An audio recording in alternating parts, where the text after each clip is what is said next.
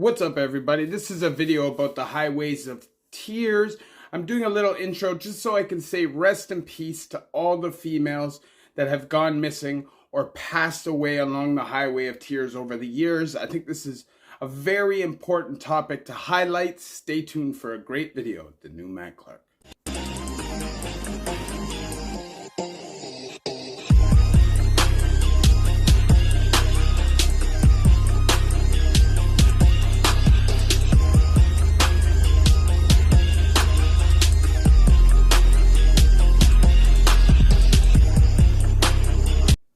What's up? What's good? Matt Clark here at the new Matt Clark. How are each and every one of you doing on this amazing Sunday? I'm doing great. My girl's doing great. My family's doing great. I hope each and every one of you are doing great. Even though we're going through another lockdown, things are chaotic. The world is going crazy. If you could please hit that like button.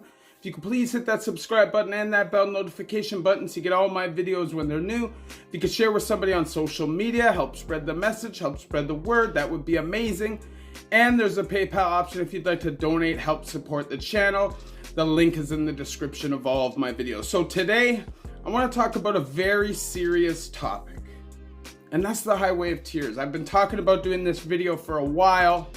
And I just wanted to be researched enough that I could talk about it. Because I know at one point I was saying there's 1,850 women missing on the highway of tears. That's not exactly right. But we'll get into that and you guys will understand. So the Highway of Tears is a 725 kilometer corridor of Highway 16 between Prince Rupert and Prince George, British Columbia. Now, those are all logging roads and it's way up there in the middle of nowhere along Canada's great coniferous forests. Now,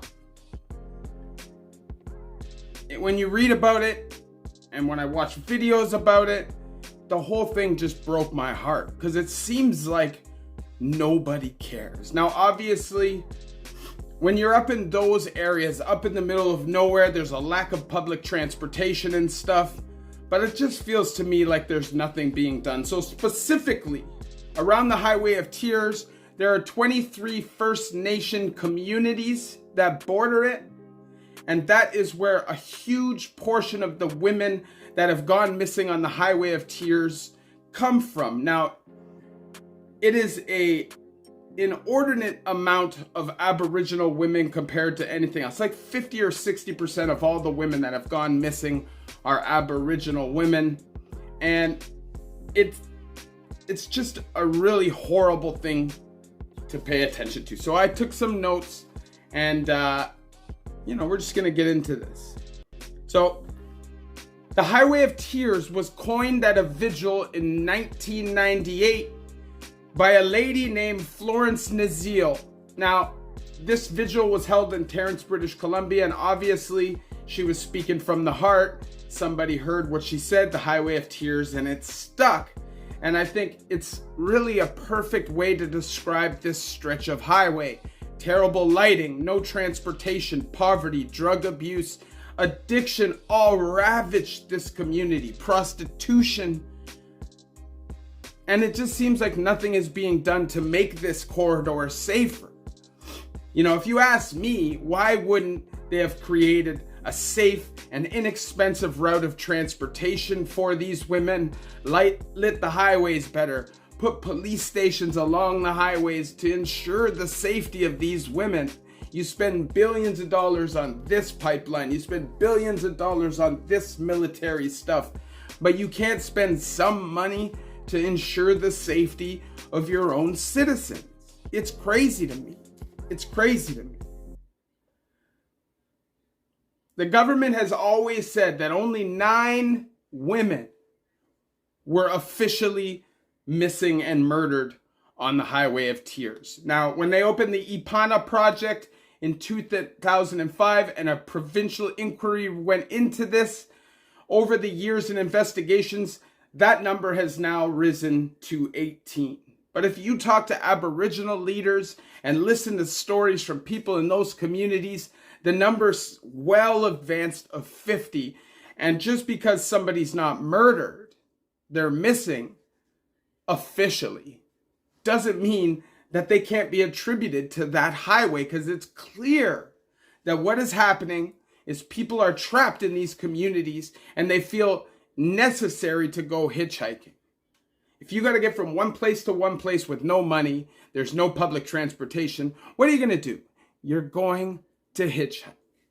So that's what happens. Knowing the risks, they still take it because there's no other way for them to get to work or wherever they may have to get along that stretch of highway.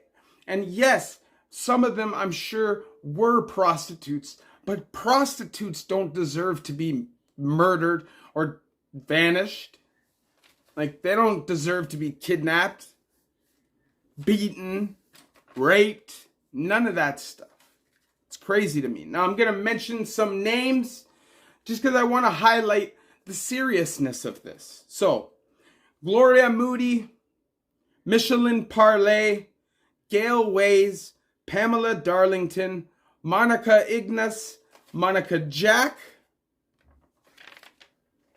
Ramona Wilson, Aaliyah Catherine Sarek Auger, Roxana Tiara, Delana Derrick, Tamara Lynn Chipman, Maureen Mosey, Shelly Ann Bassett, Alberta Williams, Cecilia Ann Nikal, 15, and exactly 1 year after, her cousin Delphine Nikal, also 15, vanished on the Highway of Tears. So one of them was murdered and one vanished, clearly being murdered. So just imagine being a member of that family. And I know that there are more families that have more than one victim along this stretch.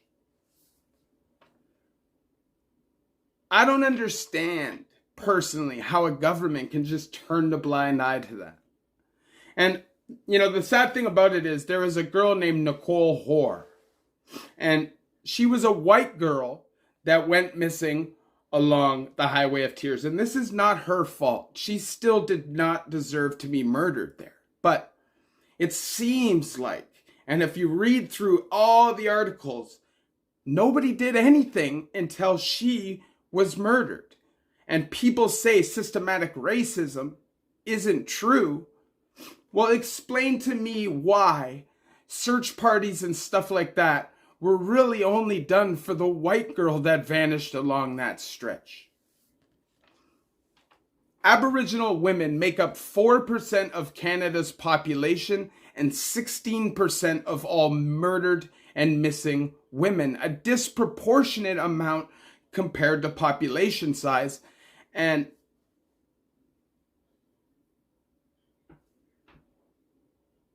I just don't think people really understand why. If you go look in those communities, like I said, you will see addiction, you will see poverty, you will see prostitution, you will see domestic abuse, you will see people that have been ripped away from their culture, put in residential schools, separated from what makes them who they are, and expected to find their way. I personally think Aboriginal people are the most marginalized group in this country, and I think the women are even more marginalized than the men, just because it seems like they could be murdered at will. They're saying that the number of missing Aboriginal women across Canada over the last 50 years is well in excess of 1,200 Aboriginal women. Imagine that was 1,200 white women that had disappeared in Canada over the last 50 years. Imagine that you had a stretch of highway somewhere else in the country where white middle class or upper class women were being snatched on an almost yearly basis, monthly basis, and tell me that investigations wouldn't be done. Sure, the Ipana project was started in 2005, and it did have some success, but very quickly, year after year after year, money was stripped from the budget, and they had to fire more, let go of more employees, drop more investigations, and just didn't have the resources to do what needed to be done to solve those cases.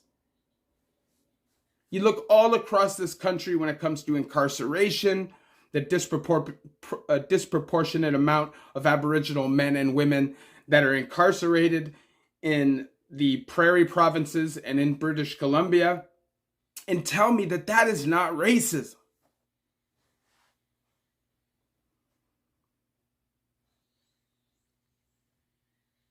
I think there's so much things that need to change. And I'm not really educated enough to give a true breakdown of what needs to happen when it comes to changes. But what I can say is, it seems like a very simple solution to just provide some transportation, provide some light, provide some police to go back and forth along that corridor, and provide a bigger budget for these investigations so that we can find out if it's one serial killer, 5 serial killers, 20 serial killers, or if it's just like a red light district for serial killers. Anytime someone has an urge, they can just go there and they know that it's no consequences. Until something changes, that's what's going to happen now. Over the last 20 years, there have been a few people arrested.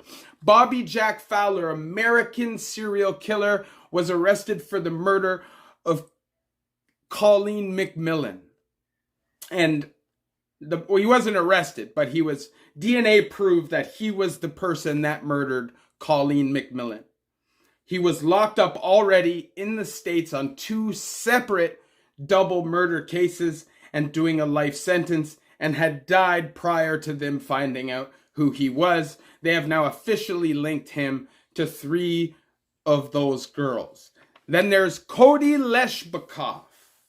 Cody Leshbakov was just a young Canadian kid, 19, 20 years old at the time of his crimes. Why? What drove him to go out there and kill 4 separate women? I have no idea, because I don't know what drives this kind of sickness. I don't know if it's deep-seated racism in his heart, the way he'd been brought up to just resent people that weren't like him. I don't know what it was. Sexual perversion, obviously, was involved. But it seems to me like they just assumed they had a free pass because nothing had been done for so long. Nothing had been done for so long. And then Gary Taylor Handlin has also been linked to a murder along the Highway of Tears. 1,200 women across this country, all Aboriginal women, vanished over the last 50 years or murdered. Highway of Tears, well in excess of 50 women, more than 50 of them disproportionately Aboriginal women. Some beaten, some stabbed, most raped. It's a horrible thing. Obviously, I share my stories with you guys, so you guys don't have to go through these things yourselves. If I could snap my finger, nobody disappears along that highway again. Nobody is raped. Nobody experiences sexual assault, sexual trauma, PTSD, any of those things. That's what I do. But this world is crazy. Let's admit it. There's people out there that just day to day looking to prey on people that can't defend themselves. And it's up to us to make a difference, to open our eyes and see what's really happening, and then open everybody else's eyes. This is the only reason why I'm doing this video. I don't have any direct connection to the Highway of Tears, but I think a spotlight needs to be shown on it. I think it is a scar on us as a country. We claim to be so diverse and to care about multiculturalism, but right under our noses, these women are being pegged off like it's nothing. We need to do better. If you could please hit that like button. If you could please hit that subscribe button. The bell notification button so you get all my videos when they're new. If you could share with somebody on social media, help spread the message, help spread the word, that would be amazing. And there's a PayPal option if you'd like to donate, help support the channel. The link is in the description of all of my videos. Highway of Tears, one of the saddest places on earth. Free for all of murder, rape, and kidnap. Those streets should be well lit There should be police stations all along them and police patrolling in case they see somebody hitchhiking, they can give them a ride. They should start putting money towards the investigations to find out what's really going on. What's really going on? I don't understand how 1,200 people can vanish and nobody seems to want to do anything about it. I just don't get it. As a con and an ex-con, these guys are the most loathed and hated criminals there are. And I hope Cody Leshbakov, as he sits in prison doing his life bid, which, I don't wish jail on anybody, but I hope he gets a beating while he's there. I hope somebody just fucks that dude up. Seriously. We need to do better as a country. We need to start showing more empathy, and we need to start doing better.